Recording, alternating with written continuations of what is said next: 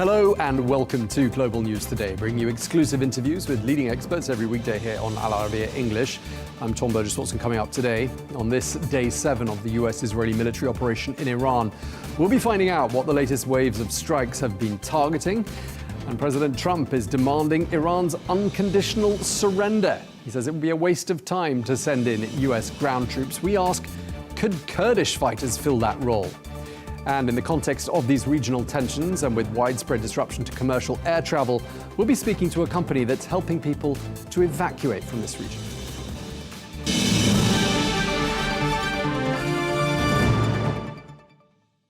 Hello and welcome to the programme. We continue our coverage of the conflict in Iran with all the latest updates. Now, massive explosions have rocked several parts of Tehran overnight, including a busy shopping street and areas near to Tehran University. That's according to local sources. And this as the war enters its 7th day. Meanwhile, the Israeli military says that 50 jets struck an underground bunker in Tehran. That's a bunker once used by Iran's supreme leader, Ali Khamenei. Well, they added that this site has been used by some senior Iranian officials. Meanwhile, in Lebanon, there's been panic in Beirut after fresh strikes hit the city. This hours after Israel said it had targeted Hezbollah overnight, with more than 20 strikes on the southern Beirut suburb of Dahiyeh. Well, for his part, the US President Donald Trump says that US forces have destroyed all of Iran's defense systems and aeroplanes. He even mentioned that the Iranian Navy has effectively been knocked out, with 24 ships destroyed. Let's take a listen. The United States military, together with the wonderful Israeli partners, continues to totally demolish the enemy far ahead of schedule. We're destroying more of Iran's missiles and drone capability every single hour, knocking them out like nobody thought was possible. As soon as they set off a missile, within 4 minutes, the launcher gets hit. They don't know what's happening. Their Navy is gone, 24 ships in 3 days. That's a lot of ships. Their communications are gone. Missiles are gone, launches are gone, about 60% and 64% respectively. Other than that, they're doing quite well. I said, what's left? But they're tough and they want to fight. We're joined now by Mike Dubke, who is a former director of communications who served under President Trump. He joins us from Washington. Mike, great to have you back on the programme. We're now on day 7 of this conflict in which the United States is clearly heavily involved. There was a lot of public concern about this conflict. There was political opposition, obviously, from the Democratic Party, warnings that there was a lack of strategy, warnings that things hadn't been properly thought through. When it comes to public opinion, have you noticed, as this conflict has gone on, that the needle has shifted at all? There's been a couple of surprising things on public opinion. First and foremost, the president ran in 2016 and then again in 2024 on not getting the United States bogged down in foreign entanglements. And I think the main question here is going to be whether or not this the effort by the United States and Israel is going to get to the point of being an entanglement rather than just a rather short-lived military strike. However, Republicans have stuck with the president. So in the public polling that we've seen in the United States, he has done, even though they supported a more isolationist campaign, the president's supporters have been with him at very high numbers. Where we've seen slippage is obviously amongst Democrats. But with that group, I'm not sure Trump he could solve, find the cure for cancer, and I'm not sure they would approve. But more disturbing, I think, for the White House is the lack of support from independents. And so this is something that the White House is going to have to watch. And again, I think it will ebb and flow, but the longer the conflict goes on, I doubt that those numbers are going to improve. And then also we need to watch and make sure that the president's support amongst his own party stays strong. Right. I mean, this is not, to a lot of people in the MAGA support base, by any means America first.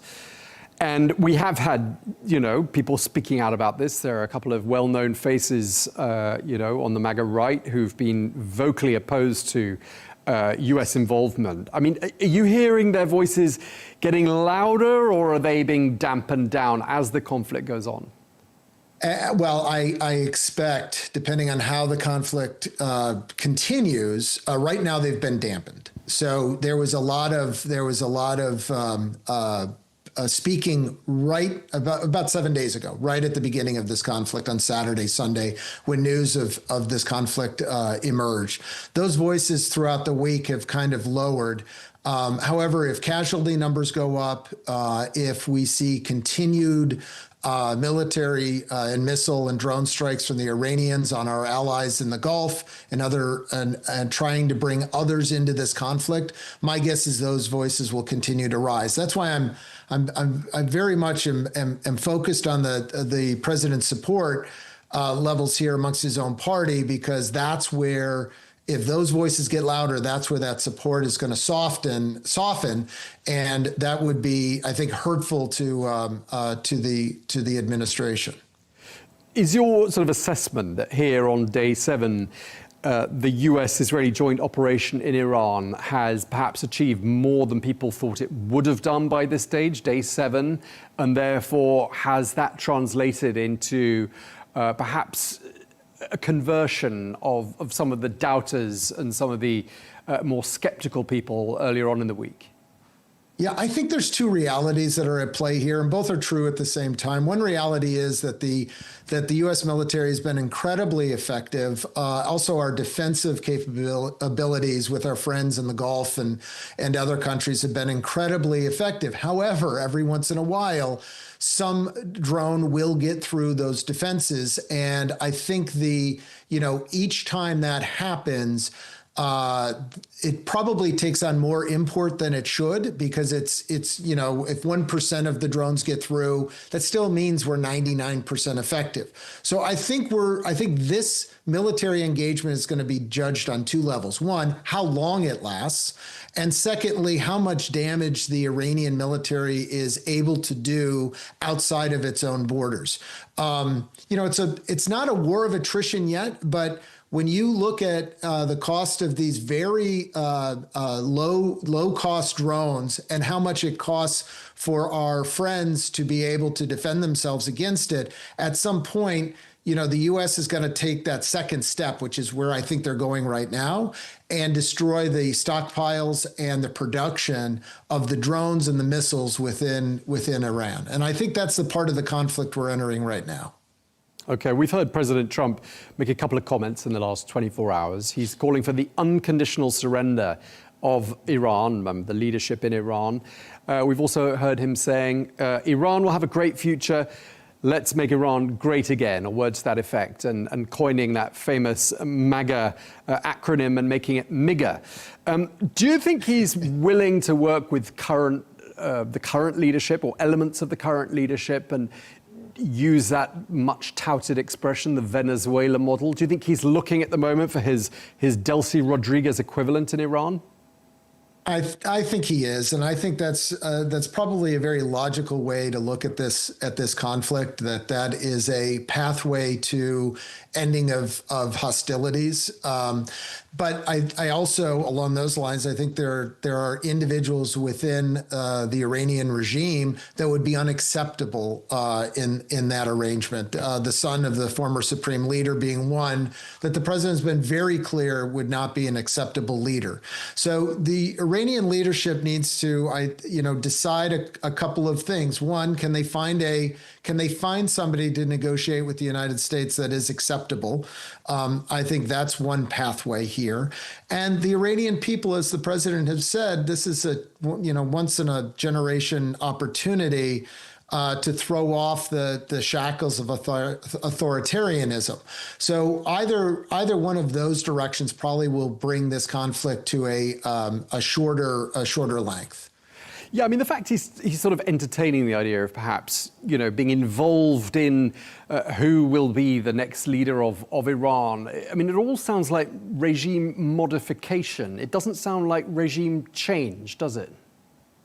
Well, no, it doesn't. And look, I think the president would love to be able to have, influence on that decision, but I don't know that that will necessarily be what is needed for there to be an end game here. The one thing, though, that I would like to point out, and I think this is very important from a U.S. Political sense, regime change is not the same as nation building. And one of the bright lines that the Pentagon has drawn and the administration has drawn is boots on the ground. So I think they are looking at this conflict through that lens, that regime change or modification, to use your words, makes some sense. But this is not the United States trying to create a nation building or put its boots on the ground to influence the outcome of that regime change. We'll see as this conflict continues if that modifies. But as of right now, I don't think that's part of the end goal. Okay, one of the things we thought might have happened, or we were given rise to believe might happen, was that Iranians would rise up against their leaders and come out in support of the United States and Israel. I mean, I haven't seen any signs of that at all. Why do you think that is? Do you think it's just too early, or do you think perhaps the conditions aren't right, or perhaps that was wishful thinking from the get-go? Well, so I'm going to take issue a little bit because there were some reports early on when the Supreme Leader was killed and news of that circulated. There were some reports early on of some celebrations in the street. So I think that's important to remember. And I know also, across the world where you have the diaspora of Iranians around the world, they were thrilled with that. I think for a couple of reasons, maybe we haven't seen an uprising in Iran as of yet. Part of that is the U.S. has really been, and Israel have really been targeting military installations. So you have a police state in Iran that hasn't been touched by military operations yet. And part of that police state is tamping down, I think, some of the protesters that would be out there. The other, and this is really the dark truth of it all, if you believe the numbers of 30,000 plus Iranians who were killed over the last month and a half for speaking their minds, for speaking out against this authoritarian regime, you have 30,000 people who risked their lives knowing the Supreme Leader was still alive that are no longer there. And I think that's sent a very chilling message that until that police state and all of the domestic terror that the Iranians can bring to bear against their people, until that is overcome or those people lay down their arms, I think people are thinking twice about going out and heading to the streets.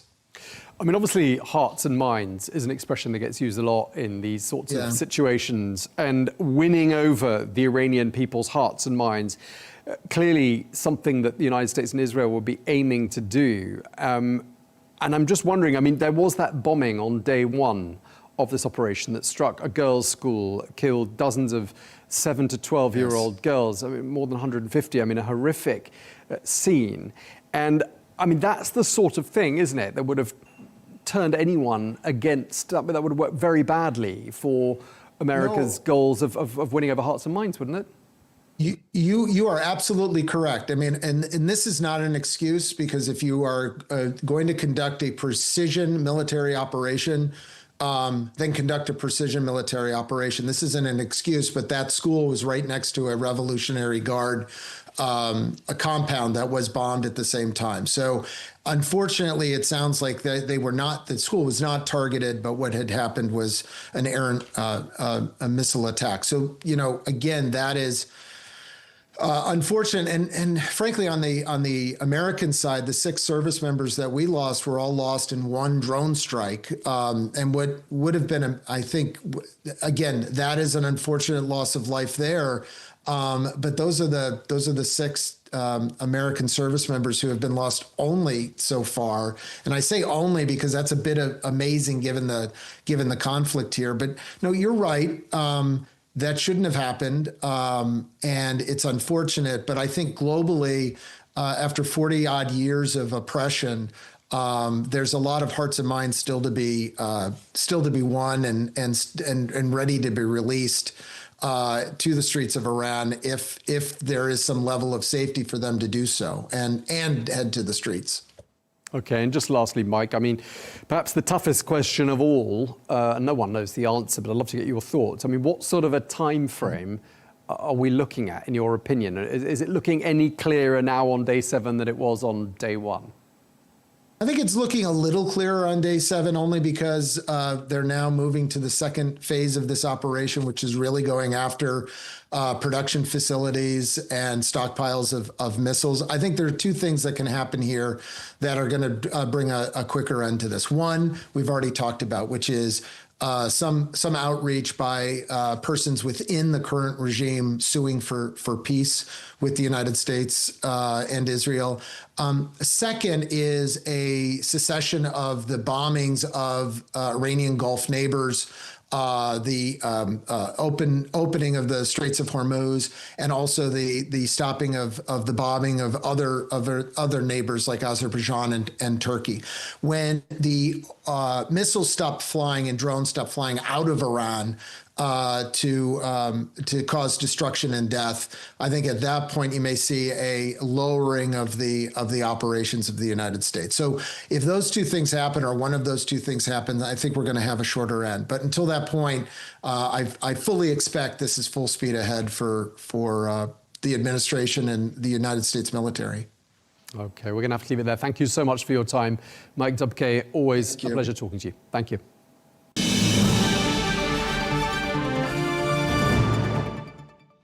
We're joined now by Rear Admiral Dr. Chris Parry, who is a former NATO commander, and he joins us from London. Thank you very much indeed for joining us once again. This war is now on its 7th day. I'd just like to ask you, what have been the most notable developments during these last 7 days from a military point of view? Well, I think the most notable developments really have been the achievement of air supremacy by the American and Israeli forces over Iran itself, the destruction essentially of the Iranian Air Force and also of its navy, leaving really only the army and the Iranian Revolutionary Guard Corps as significant military elements in Iran. I think everybody in the Gulf knows that Iran has fired nearly 600 ballistic missiles and about 1,500 drones around the region. And of those, of course, about 190 have been fired at the Gulf states in terms of ballistic missiles, and probably about 1,000 drones have been launched. And I think everybody there knows that better than I do. But what this seems to indicate to me is not just an attempt to defend Iran, but also to reshape the regional calculus with regard to geopolitics as well. And of course, to dissuade America's allies and partners from actually sitting on the sidelines. How much of the US and Israeli focus can we assume is on tackling that very issue you just mentioned there, Iran's ability to strike its Gulf neighbors? I think the Americans and the Israelis are acutely conscious of maintaining the safety and security of its partners in the Gulf region. I think it knows Iran's capacity for doing outrageous things that will not only inflict pain on the local populations, but also, of course, drag in other outside partners who want to look after their interests. And speaking of outside partners, do you see anyone coming to Iran's rescue? Do you see, for example, Russia, that conducted joint military drills with Iran only a matter of weeks ago, coming to their aid in their hour of need? No, I don't think Russia's really in a position to help out Iran right now. It's heavily engaged in Ukraine. I think everybody knows that quite a lot of the munitions have been going the other way. In fact, we've seen a lot of Shahed drones going into Ukraine. So, no, I don't think Russia's in a position. And frankly, I think China's view would be this is not our fight. And despite our 30-year relationship with Iran across all sorts of political, military and commercial linkages, right now, as long as the oil and the energy flows, we're going to stand well clear of this. I think an indication that China might want to get interested is if that oil and gas ceases to flow from the Gulf and disrupts the Chinese economy.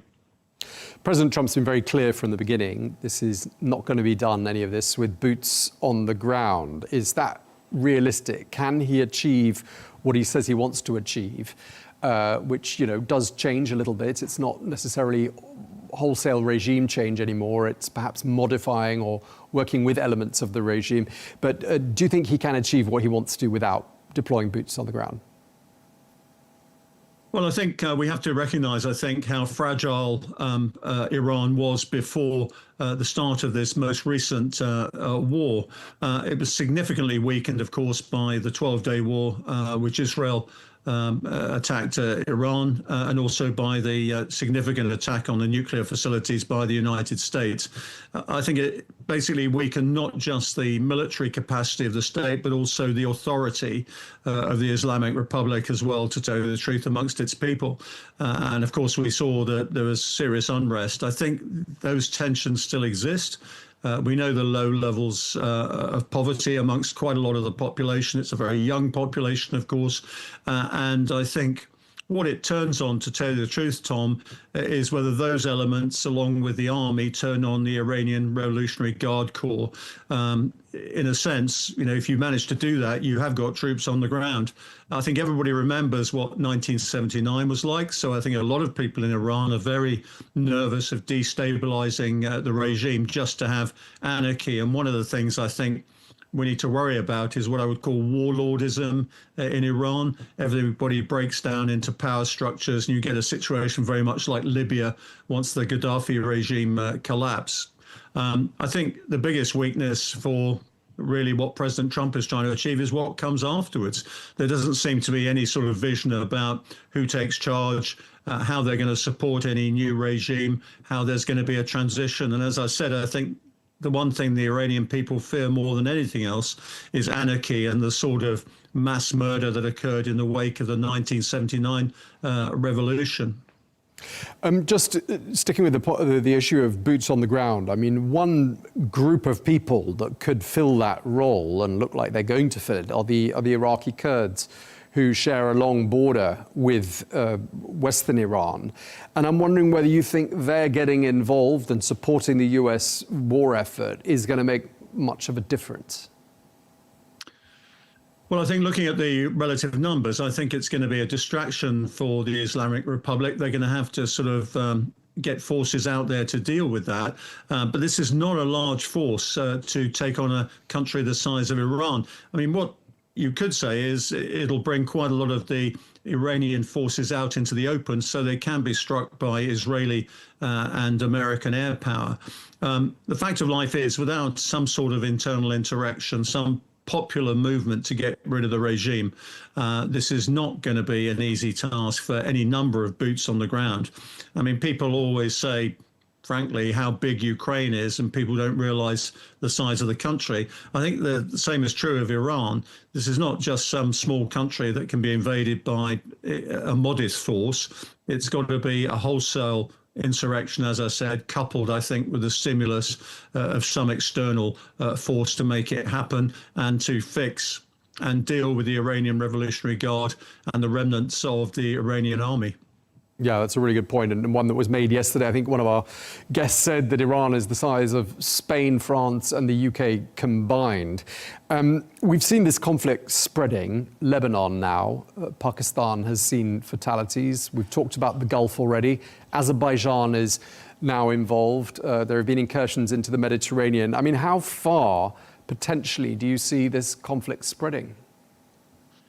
Tom, I think it can be contained. And I think what we're not realizing is the fact that I think the command and control for quite a lot of these missile forces and also the drones has been either accidentally or deliberately delegated downwards to unit commanders.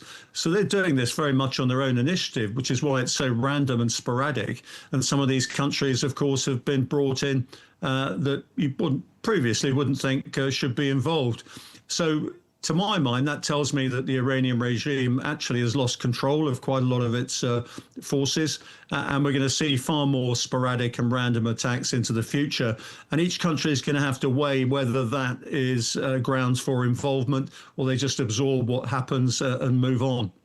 One of the things we've been talking about with commentators this week and our guests on GNT is this idea that as the senior figures in for example, the Revolutionary Guard and other power structures in Iran are deceased and replaced by less experienced, perhaps more hot-blooded, younger people. I mean, is there a risk in your mind that these less experienced people might be willing to take greater risks and perhaps do more let's say, extreme things? Well, oddly enough, Tom, as a psychologist, I would say it could actually work the other way as well, is that they'll be more timid about dealing with it. They don't have the legacy of, obviously, all the time with the Ayatollah Khomeini and Khamenei. They don't have the memories of the Iran-Iraq war. They don't have this legacy in their minds. And frankly, they're probably the same demographic as most of the population. So they may actually err towards caution and say, well, actually, we'd like a future. And we can also blame all the sins of the regime on these older people who basically are dinosaurs. So there's an opportunity there to tell the truth. But you're right. I think people can be hot-blooded. They can get emotional overload and they can do things. And to my mind, that's a good reason why Iran needs dealing with now before they get more powerful and indeed before they get access to either nuclear or dirty bomb devices.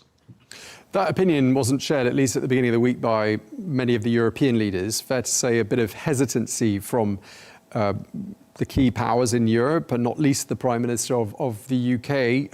Do you think we are going to see European leaders perhaps revisiting their position on this conflict? I mean, I think we're already starting to, aren't we? Yeah, I think we've seen adjustments in people's attitudes. I think for the United Kingdom point of view, I think the Labour Party in power is very wary of getting sucked in the same way that Tony Blair sucked the United Kingdom into the Iraq conflict, of course, back at the start of the century. And I think that sort of thing looms over their heads all the time. There's also, I'm afraid, an ideological approach from the United Kingdom government that they don't want to get obviously involved with a Trump regime that may take them further than they want to go. That's to be deplored in some ways because obviously everybody's fighting against a very nasty, autocratic, theocratic regime that it frankly wants to and has done harm to a lot of its neighbours and people beyond. At the end of the day, we've all been suffering from the terror that has been inflicted on the region and more widely, of course, since 1979. So I think everybody's examining their consciences at the moment, seeing basically what their population would want in terms of these things, and also trying to keep their own populations safe. And given that we have large number of activist organizations in our own countries, I think European leaders are saying, well, look, we don't really want to wake these sleeping tigers, and having a real problem at home at the same time as trying to focus on a really coherent foreign policy in relation to Iran and the broader Gulf region. OK, we're going to have to leave there. I'm being told we're out of time, but thank you very much. It's been a real pleasure talking to you, Rear Admiral Dr. Chris Parry. Thank you for your time, sir.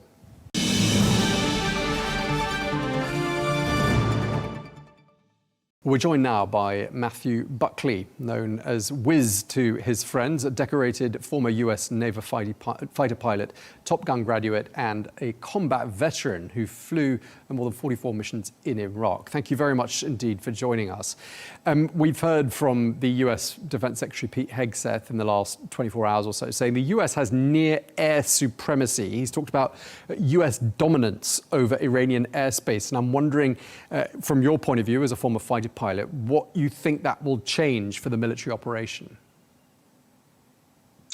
Well, air superiority and air dominance means we can do whatever we want. We can pick and target at will, and there is nothing the Iranians can do about it. Tom, the biggest thing that is of concern right now is friendly fire, is blue on blue. It's almost turning into the Battle of Britain in the airspace over the Gulf and over Iran. So air dominance, air superiority is a great thing, but when you get too many friendly airplanes in the same piece of sky, bad things happen, as we saw a couple days ago with the Kuwaiti F-18 shooting down 3 U.S. Air Force Strike Eagles in just a horrific friendly fire incident. Thank God all those air crew ejected safely. Yeah, I mean, that's extraordinary, isn't it? And I just wonder whether you've ever seen or heard anything comparable in other battlegrounds. Well, Tom, sadly, back in 2003, a Patriot battery took down a U.S. Navy F-18 Hornet that I flew, killed the guy, and also engaged a British Tornado and killed both those aircrew. So we changed the rules of engagement and the SOP for Patriot operations. But this Kuwaiti guy shooting down these 3 Strike Eagles, I have it on very good authority from somebody on the ground there. These 3 F-15 Strike Eagles were declared hostile by the Kuwaiti AOC, the Air Operations Center. Now, that Air Operations Center was undergoing an attack at that same time. So, fog of war. It's never a good thing. In that fog of war, these 3 friendly aircraft were declared hostile, and the Kuwaiti F-18 guy just kind of essentially took matters into his own hand. As a single-seat fighter pilot, you ultimately are the ultimate trigger-pulling authority. It doesn't matter what the folks say on the ground. You got to use your eyeballs and your brain. So let's pray this doesn't happen again. We're not without dirty hands in friendly fire, Tom. I'm old enough to remember 87, 88, the USS Vincennes was a cruiser engaged in a battle with Iranian gunboats, and a contact got airborne out of Bushehr, Iran, and started heading, they thought, for the cruiser, and they thought it was a military aircraft, and they shot it down. And it was an Iranian airliner who was descending to their destination on the other side of the Gulf. So war is a horror. The fog of war is never a good thing. So even though we have air superiority and air dominance, bad things can still happen. You never want to underestimate your enemy, ever.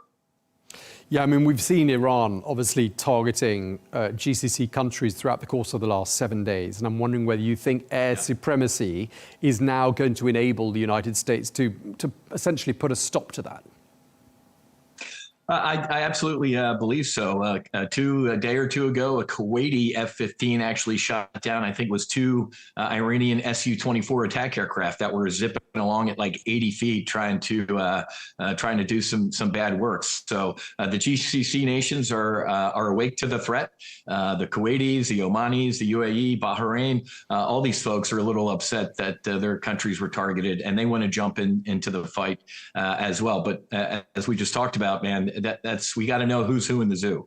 Way too many airplanes, ships, and even at this point, submarines in the same battle space. We really need to work on deconfliction.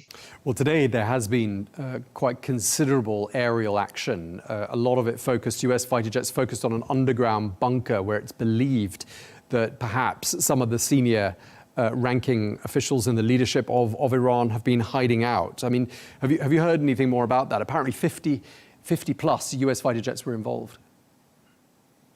Yeah, Tom, it's the military goes for command and control. Who's up next? Who is commanding? Who's still in command of this regime? Until we get somebody that raises their hand and says, you know what, let's give peace a chance. We've seen the error in our ways, and we don't want news. We don't want a death to America, death to Israel 24/7. Until that guy steps up, they're going to keep targeting these so-called leaders. And that's exactly what we have to do until we accomplish our mission. I think, Tom, we're also doing a good job. I see a lot of the media reports and a lot of people panicking about their missile stockpiles. Iran has a ton of missiles.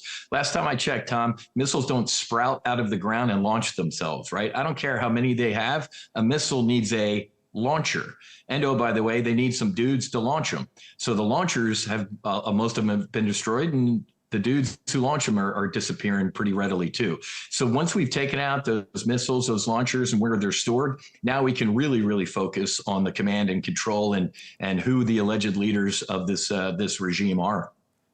One of the sort of major mass casualty events of the last 7 days was that Iranian warship that went down in the waters off Sri Lanka. It was sunk by a US torpedo launched by a submarine, I believe. 180 people on board. I mean, some people will be wondering, I mean, that's 180 lives, probably young lives. I mean, was that necessary? It was, Tom. This is war. As we just talked about, it needs to be as horrific and violent as humanly possible. They had every opportunity to not put to sea. I remember when Argentina invaded the Falkland Islands and the General Belgrano, a Argentinian warship, was heading towards the battle space, and the HMS Conqueror sank that ship. A lot of loss of life. Again, loss of life is a horror, Tom. I don't want any of this stuff. It's an Iranian warship. This isn't a game of tag. We're not children. You don't get to run to your home lawn and say, hey, this is my safe space. When you are engaged in military combat operations with an enemy, it is 24/7 anywhere around the world. It's an absolute horrific loss of life. It breaks my heart. And I guarantee you, the American and a couple Australian sailors on that submarine take no joy in what they did. I promise you. Folks in the military don't want to do any of this stuff. Why? Because we're the ones that bear the brunt of it, not a politician sitting in the air conditioning in an office. We're on the tip of the spear and we deal with this. So very long answer to your short question. Not celebrating it. It was an enemy warship. Where do we think it was going? It was going back to the Persian Gulf to be involved in combat operations. Were we supposed to wait until it got there? Were we supposed to wait? It was an anti-submarine ship as well, by the way. What if they discovered this submarine and sank one of our submarines and killed hundreds of United States sailors? So I take no joy in the loss of that Iranian warship, but that should serve as a warning to any other Iranian warships that are even thinking of putting out to sea. It's a lot easier right now, Tom, for them to put their hands in the air and say, we're good. Uncle, we don't want any more of this. Okay, and another notable development the last few days. I mean, obviously, President Trump's been saying from the beginning, no boots on the ground. In fact, the last 24 hours or so, he said it'd be a waste of time sending in troops. He seemed to be implying that things were working according to plan. We have heard, though, that Kurdish fighters from Iraq have said that they could cross into Iranian territory and join the fight and essentially fill that void.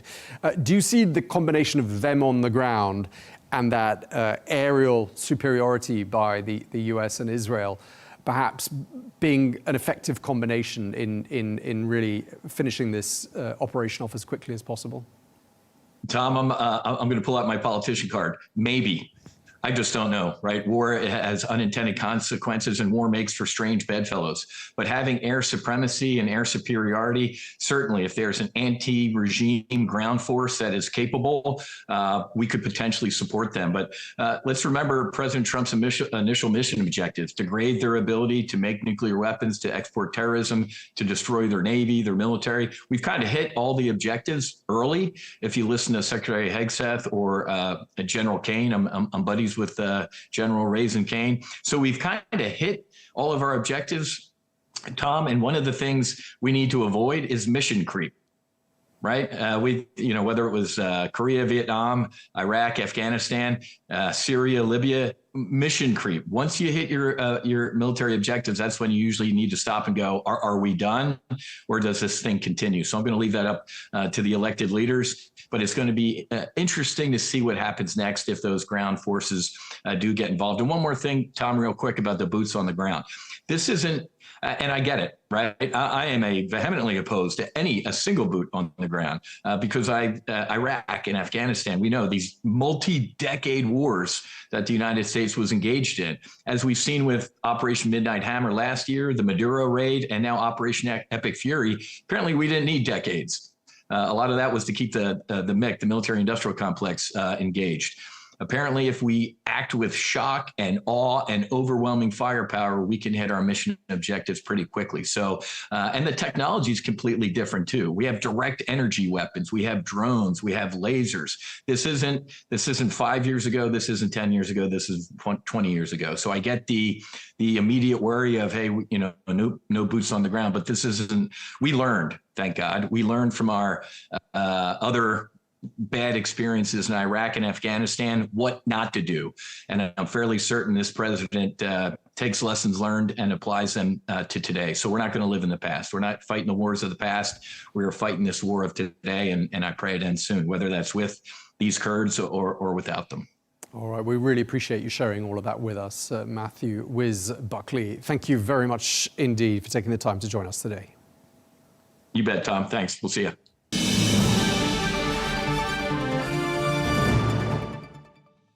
Now, as tensions across the Middle East continue to escalate following strikes at the joint Israeli-US operation in Iran, thousands of people have been left weighing up what to do in this rapidly evolving and unpredictable security environment. Well, some governments have evacuated their nationals out of the region, but with widespread disruption to commercial air travel, this has not been possible for everyone. Well, in this context, companies that specialize in risk management and crisis response are playing an important role. Well, one of them is Alma Risk, a global risk management and security consultancy, which, amongst other things, offers crisis management services to organizations in complex environments. Well, let's find out more now about the unfolding situation, the risks people across the region are facing, and what options exist for those who want to leave. We're joined by Ian McCall, who is the Operations and Future Plans Director at Alma. Thank you very much for joining us, Ian. Just before we get started, I'd like to just ask you to tell us a bit about Alma Risk and what you actually do. Afternoon, Tom. Thanks for hosting me. Alma Risk is a London-based security risk management company based in London. We offer a range of security-focused services and intelligence to corporate and private clients, both in the UK, in Europe, and more globally, risking from close protection out to risk consultancy services. Okay, so in this current context, what have the regional hostilities meant for Alma? So we've seen an increase in tasks across the region, including Saudi Arabia, UAE, and down into Oman and other countries as well. It started sort of at the back end of last week. We were monitoring the situation as it developed. To many people, this hasn't come as a huge surprise, and we had a retained client in the region. We were monitoring the indications, the warning signs that the situation was developing fast. So we actually moved that individual out of country before the strike. And at that point, we could sort of prove the route. We had the resources, we had the teams good to go. And we always advise clients, move early if you can. And we were able to do that in that instance. And from there, the uptick of people wanting to move out of the region has, as you can imagine, this has been widely reported in the press, increased. Right, and you mentioned Saudi Arabia there. I'm just wondering how important a hub Saudi Arabia has been to your operations during these very uncertain times.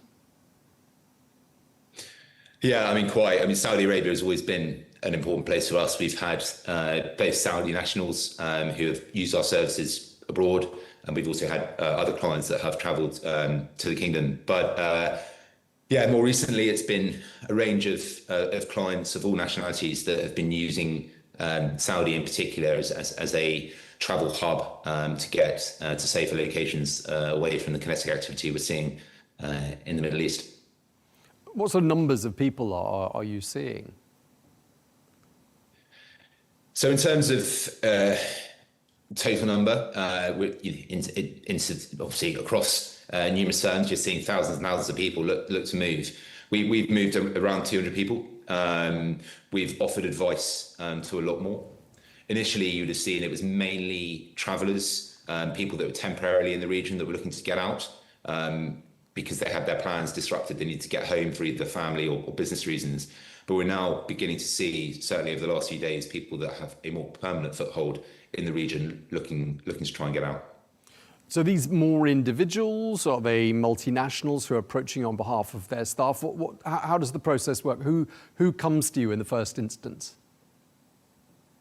It is a complete mix. It can be families, it can be individuals who have reached us through referrals from previous clients, seen us advertising services on social media, Google searches. But we're also seeing organisations, businesses from across the world that have either used us in the past, have found our services through the ways I just mentioned, and have reached out asking to move their staff on their behalf.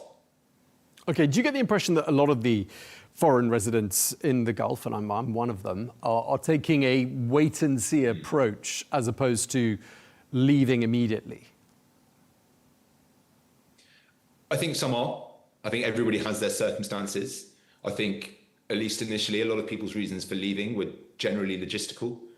The current advice, certainly from the SCDO, and that's echoed by the US and other nationalities, is get out if you can, but you can also shelter in place. I would echo the advice that's given of probably certainly staying away from military infrastructure, energy infrastructure, city centres, But we're also having people that are calling us, asking for advice, and I'm able to reassure them that if they do stay away from those locations I just mentioned, their safety, the risk to their safety is low. How would you categorize the current threat level, the risk level here in the Gulf, in the GCC countries? I mean, and how often does that threat level get adjusted according to the evidence before you? The threat level is clearly heightened. Over the last week, we've seen missiles, drones flying in the direction, particularly of the coastal areas, and that has clearly delivered a heightened risk. However, 95% certainly of those missiles are intercepted. Broadly speaking, we're seeing them target military infrastructure, particularly US. In regard to your question in terms of timing, yes, it does change. Depending on the last few hours, the number of missiles that are sent over, particularly drones. Drones are cheaper, fly slower, in many ways harder to intercept. But that is something that particularly airlines will be monitoring, and that is why are seeing such disruption. And one of the key concerns is people just not knowing, and that's why we're seeing such regular updates from the airlines.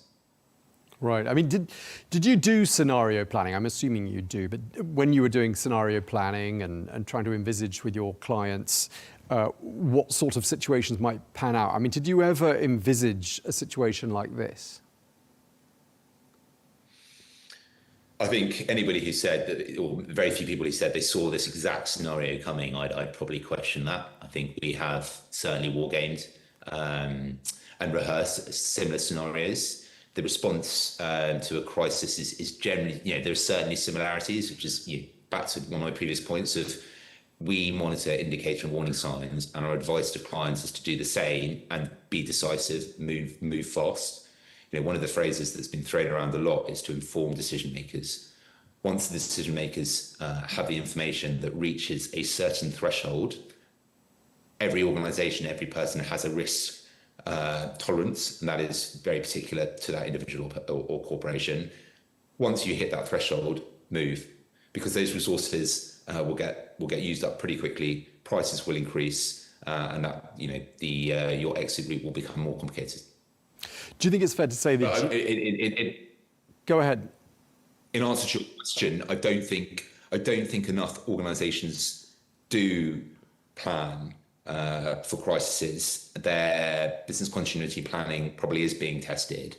So it'll be interesting to see how people do respond to this crisis once it's over. Yeah, and perhaps more so here in the GCC countries than in many other parts of the world, where perhaps, scenarios like this would have been sort of more obvious, quote unquote. Yeah, I think you're right. But I think everybody's learned that lesson. Often things seem obvious after the events happened. It's very difficult. The world is changing so fast. But broadly speaking, yes, I think people did consider the GCC to be a safe location. They certainly didn't see this coming. There are clearly areas in the world where it's this kind of these risks are almost part of everyday life. But certainly not, along in the UAE and in other areas. Now, I know that reputation management is one of the services that Alma offers, and I'm just wondering how important you think it is for companies to get this kind of thing right, to get the crisis management, to evacuate their staff, to look after their staff. How important is it to a corporate reputation? I think that question almost sort of has two answers. There's the reputation externally to what clients and the general public might think of people, but I think what's also really important is what those employees, if those employees are being asked to perhaps move to other parts of the world, they want to know that they're being moved there, probably alongside their families, and that they can get out. Externally, companies want to be seen as reliable and be able to deliver their services throughout a crisis, or at least soon after, which is where the business continuity planning is so important. Okay, and I mean, what could be reputational consequences for a company that doesn't adequately protect their staff in a crisis like this? In regards to that question, are you thinking more in terms of their employees or clients, businesses? A company that's got staff in this region that's not perhaps doing what they should be doing with them, in your view, with regards to evacuations? I think, let's take a law firm that might have employees in the region.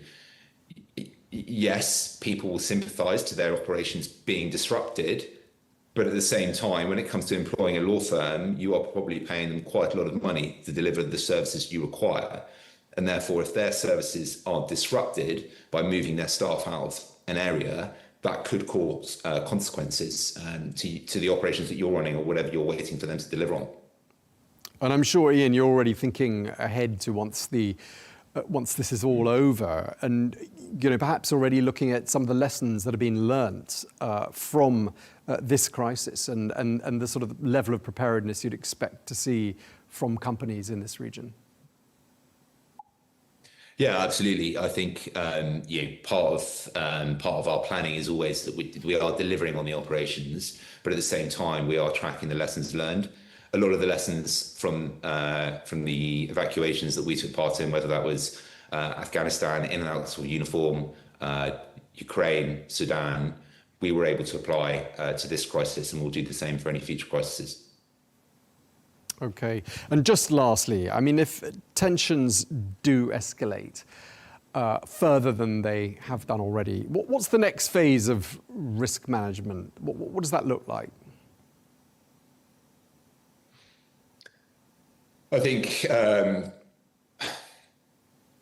it really is delivery of, business. It's business continuity, people being able to deliver as businesses, whatever people hire them to, both in the region and outside, but also ensuring families that perhaps have made the decision to stay, ensuring that they can get out. The longer this crisis goes, the more and more people will say, do you know what, I do want to leave. I think at the moment we are seeing quite a lot of people thinking, I'll just sit and see, but potentially they've got a flight booked at the back end of next week, and they may not want to pay the increased airfares that you're seeing at the moment.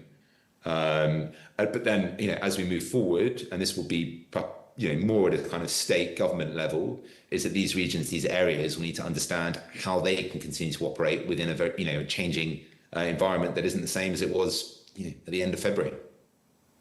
Okay, well, we really appreciate you taking the time to speak to us. Thank you very much indeed. Ian McCall, the Operations and Future Plans Director at ALMA, thank you very much indeed for joining us from London today.